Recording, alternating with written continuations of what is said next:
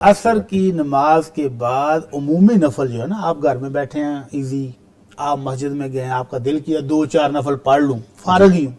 ان نفلوں سے اللہ کے نبی نے منع کیا ہے۔ لیکن وہ نفل جن کا کوئی خاص ریزن پیدا ہو جائے، جیسے انہوں نے کہا جی ہم نے عمرہ کیا ہے، طواف کیا ہے، طواف کے بعد 2 رکعتیں پڑھنے کا حکم ہے، وہ تو اللہ کے نبی صلی اللہ علیہ وسلم نے بنی عبد مناف کو، جو کہ حرم کے متولی تھے اللہ کے نبی کے دور میں صلی اللہ علیہ وسلم،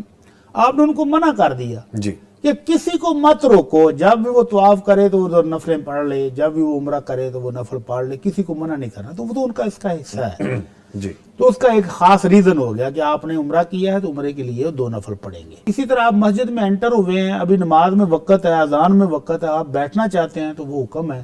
کہ جب بھی کوئی بندہ مسجد میں داخل ہو تو 2 رکعتیں پڑھے بغیر مت بیٹھے۔ یہ عصر کے بعد بھی ہوگا تو آپ پڑھ سکتے ہیں۔ ٹھیک ہے، آنکھیں بند کر کے نماز پڑھ۔ ہاں جی، آنکھیں بند کر کے نماز پڑھنے کے بارے میں احادیث تو سندن ضعیف ہیں کہ نہیں پڑھنی چاہیے آنکھیں بند کر کے، آنکھیں کھول کر ہی پڑھنے ہیں۔ اللہ کے نبی کی سنت تو یہی ہے کہ آنکھیں کھول کر پڑھیں، لیکن اگر کوئی ریزن ہو، جیسے یہ فلور ہمارا بڑا ڈیکوریٹڈ ہے تو یکسوئی نہیں ہو رہی تو آنکھیں بند کر لیں تو کوئی حرج بھی نہیں ہے۔